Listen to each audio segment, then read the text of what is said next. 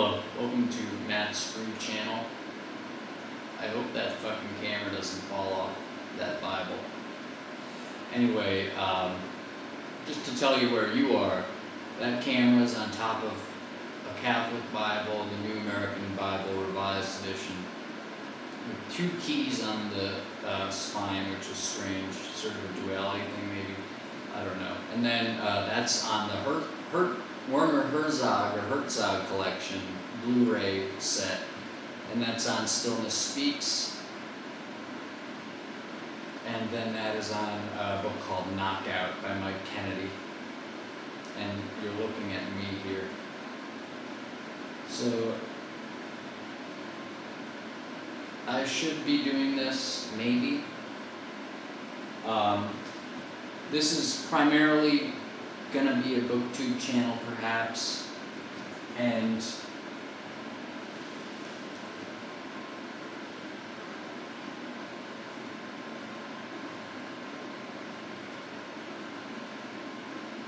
last month I did a lot of reading. I may do a video about the reading I did last month. I don't know if you can see it. This month, I'm not going to say that I am going to read these, like definitely, but these are the books that feel like it might be nice to read them this month. That would be The Art of the Deal. Take what you will from me reading this, but there's certainly not, I'm not voting. I don't know if I can vote actually. Check out my Substack page for some of that stuff. And but if I were to vote, you know, the lesser of two evils is obviously the guy who doesn't slaughter the innocent. But you know, anyway. But still, then the second book. This is one of the most bizarre books, and I talked about this on Rumble a little bit. But it is one of the most bizarre books of all time. 2006, Michael Malice, like this sort of anarchist political commentator kind of guy. Harvey Pekar he wrote and then had made a comic, a whole graphic novel about Michael Malice's life story in 2006, way before Michael Malice was even on Stefan Molyneux, much less was like, you know, one of the commentators on the semi-rightish, centerish, kind of semi-cool, hip Austin crowd people.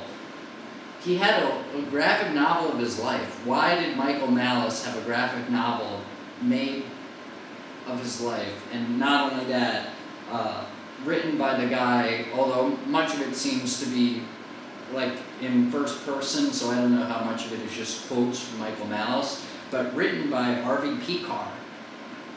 This is bizarre. Harvey Pekar, one of the coolest, like hippest comic book guys, creators, whatever. He made a comic book starring Michael Malice, about Michael Malice's life story, like more than 10 years before Michael Malice was even famous. And it's not like Michael Malice is even like that famous, but he's kind of famous now. And why the hell did he have perhaps the hippest, most prominent comic book guy of our time make an entire graphic novel about his life story? Why? This is one of the most bizarre books I've ever seen. It's so bizarre. Michael Malice has this thing where he like owns interesting artifacts and stuff. I'm no expert on Michael Malice. I don't know when the last time I listened to one of his things was. I think it was him talking to some woman about politics, and that was when I was living in the city. But yeah, this is like a bizarre artifact. This is something that Michael Malice would buy for himself. He actually talks in this book about how he has the kitschiest thing he owns back then was his Spelling Bee championship jacket from like 1986, I guess. He won a Spelling Bee. He talks about how smart he is. You know, it's really entertaining so far on page 28. Or 29 now, I guess. Maybe 30. I don't know. This is one of the most bizarre books of all time. This has like control system written all over it. I don't know how these two people got together ever. And it was such a delay between this and Michael Malice becoming kind of famous anyway that it just, and then Michael Malice talked to Stefan Molyneux too before he became famous. At a certain point it's like, okay, he might have been gathering steam, but then at a certain other point it's like, why would anyone ever, well before he's famous, say, Michael Malice, I as a famous comic book writer am going to make, who literally had a movie called American Splendor about my life, I'm going to, a Hollywood movie, maybe a smaller one, but still. I've got a couple minutes left on this chart, on this, I think I might have a couple minutes left on this charge and in this battery, and in this memory. Anyway, this is really bizarre. This has control system written all over it. One big guy in comic books, big enough to have a movie made about him, writing a comic book about another guy who became big in politics, but way after, like more than 10 years after this came out, did anyone know about his name. I don't think I knew about his name until I got out of frickin' jail for speech crimes.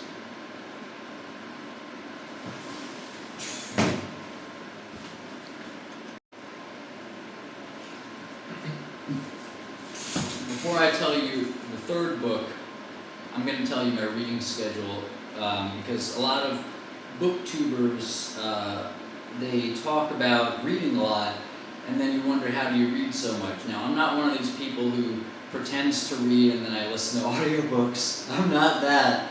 If you don't have to know how to read the book you're reading, then you didn't read the book. So, no, listening to audiobooks is not reading. You may play devil's advocate here. I don't want to advocate for the devil. You may get more out of an audiobook than you would I doubt it at all, but it may be, just like say you got a lot out of an audiobook, you still didn't read the book. You listened to someone read the book to you.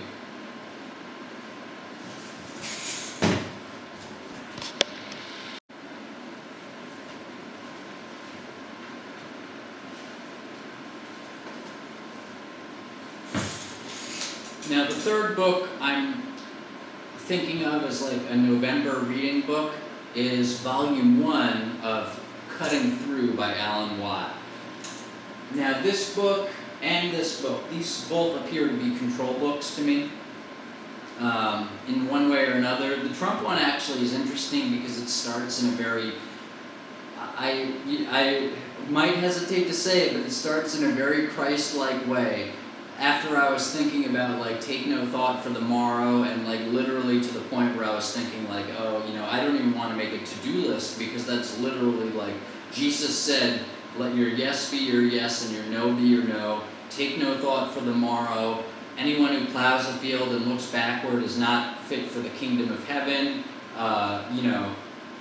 The evils of tomorrow will take care of themselves. Jesus was he said a few things at least about don't go planning things. I think, in the sense of don't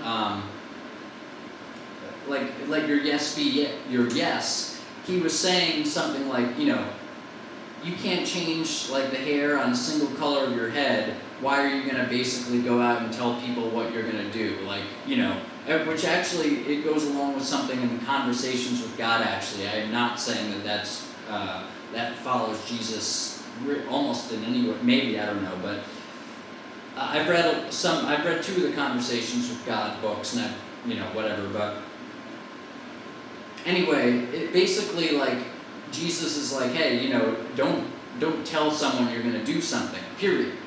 And Donald Trump, he starts the book very much like that. And take no thought for the morrow. He says, I don't plan a lot, again, he's not as cut and dry about it as Jesus is, but he's I don't plan a lot. I don't structure my days too much. This was back in the 80s, I suppose, but and who knows how much what he's saying is true, but nevertheless, it's for all I know, all of this is fake, and he's really just an actor. like on the world stage, like a cultural actor. But nevertheless, it's like, man, he starts off, I defy you to do it. If you can read the first few pages of that damn book, and there's like sort of a glowing like goldness coming off the page, like it feels like watching Donald Trump to read that book. Like it's really cool so far, and he starts by basically saying like, take no thought for the morrow, you have fun in the present. He even mentions the present. He's like, it's like Eckhart Tolle, Jesus Christ kind of stuff. It's really interesting. But still, these books seem to potentially be more kind of control book style things, and yet this book tells you about the control system. And Alan Watt, for anyone, even like truthers on Substack and stuff, like even people who sort of know, they seem more likely to quote Alan Watts than Alan Watt. Like Alan Watt is one of the legit truther guys. He's one of the legit researchers who tells you about this stuff. He just did hours and hours and hours and hours and hours and hours and hours and hours and hours and hours and hours and hours and hours of talks about just everything that's going on, what the big boys are doing. He has this beautiful, like sort of Irish or Scottish accent. Oh, the big boys, like Alan Watt. I almost get a tear talking about him. He is awesome. And this is a beautiful book. Check out my Rumble page I tell you about like why these books are here. But this book, you have to buy it from his damn website. You literally have to email Melissa Watt. You email his website, and Melissa will send this to you. Like, actually, Melissa lived with, was in a relationship with Alan Watt before, as the story goes, he passed away. And I say as the story goes because as soon as you get into the truth figures, like, your Matt McKinleys, your James Trues, your Alan Watts, anybody, it's like, well, I don't know who's doing what. But, like, literally, you have to send an email to someone who lived with Alan Watt for years to even buy this damn book. Like, that's how legit this shit is. You're not going to fucking Barnes & Noble to buy this shit.